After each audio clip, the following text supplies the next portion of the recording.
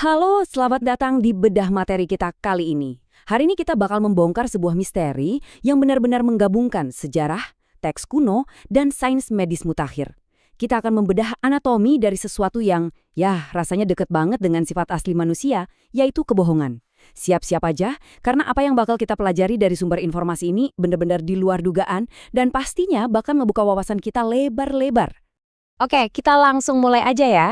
Coba deh pikirin, pernah nggak sih kalian nanya hal ini ke diri sendiri? Dari mana sih kebohongan itu sebenarnya berasal? Maksud saya, pas seseorang lagi nipu, ngerencanain hal buruk, atau nyembunyiin kebenaran, di mana coba letak pusat komando dari semua kelicikan itu di dalam tubuh kita?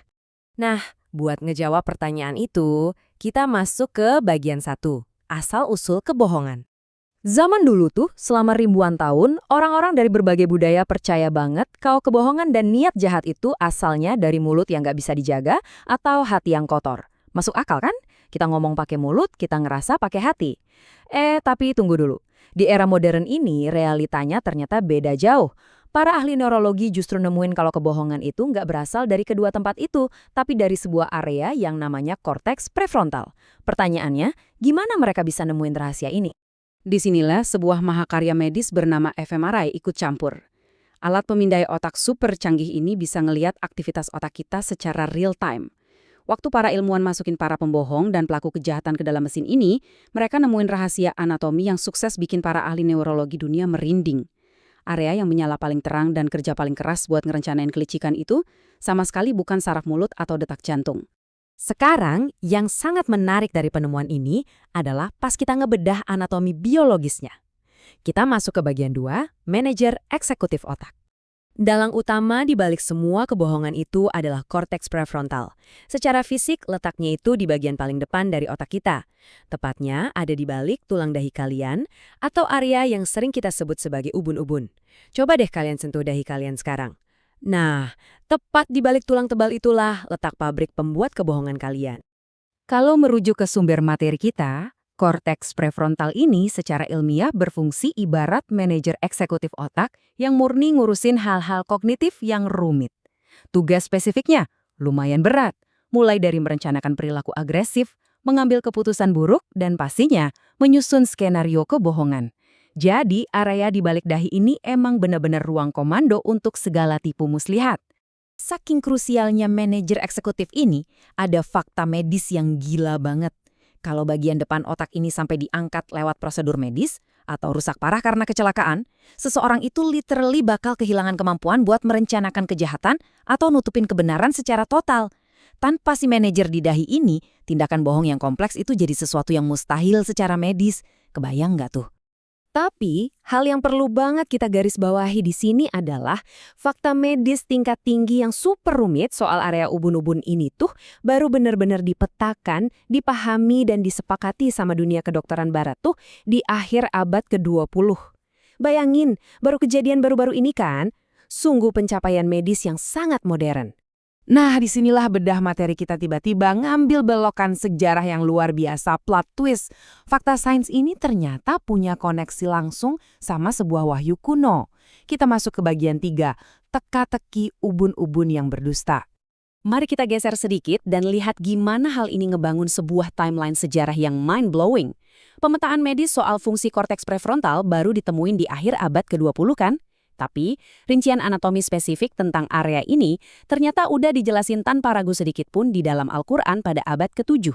Ada jurang waktu sekitar 14 abad yang misahin teks kuno ini sama pembuktian sainsnya. Sumber materi kita secara spesifik mengutip sebuah wahyu dari surah Al-Alaq ayat 15-16. Ayat ini turun sebagai ancaman tegas buat tokoh zaman itu yang namanya Abu Jahal, karena dia gemar banget ngebar fitnah dan kezaliman. Kutipan pastinya berbunyi kayak gini, "Ketahuilah, sungguh jika dia tidak berhenti, niscaya kami tarik ubun-ubunnya, yaitu ubun-ubun yang mendustakan lagi durhaka." Dan kutipan tadi itu melahirkan teka-teki kuno. Selama berabad-abad, umat Islam mungkin nanya-nanya, kenapa sih teks suci ini pakai frasa kiasan anatomi yang spesifik banget? Kenapa nunjuk ubun-ubun atau dahi yang mendustakan? Kenapa nggak pakai frasa yang lebih wajar aja secara historis?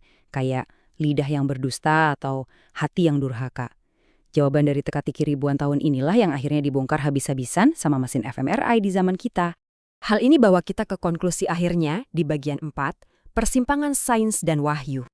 Jadi, poin krusialnya tuh ada di kesejajaran ini. Benar-benar gamblang. Teks kuno dari abad ke-7 nyebut ubun-ubun.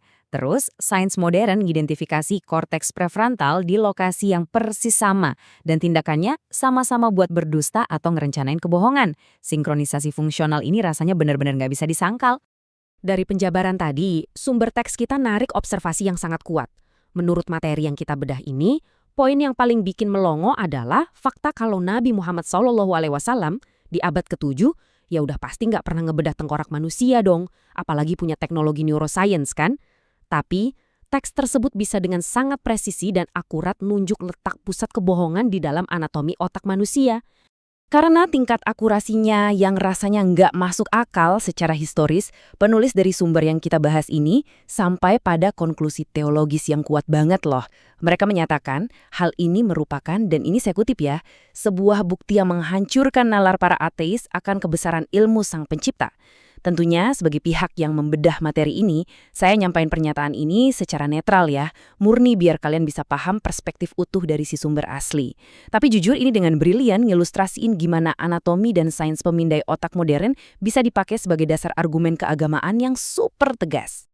Pada akhirnya, mau kalian ngelihat ini sebagai keajaiban wahyu yang murni, atau sekedar fenomena kebetulan sejarah yang luar biasa, informasi ini tetap aja benar-benar menggugah pikiran kita. Fakta tentang si ubun-ubun ini ninggalin kita pada satu pertanyaan besar buat direnungin. Kira-kira ada berapa banyak lagi sih rahasia sains modern yang mungkin masih ngumpet, nunggu buat ditemuin di dalam lembaran teks-teks kuno? Hal ini jelas maksa kita buat ngebaca ulang sejarah dengan mata yang jauh lebih terbuka. Makasih banget udah ikutan bedah materi bareng saya hari ini.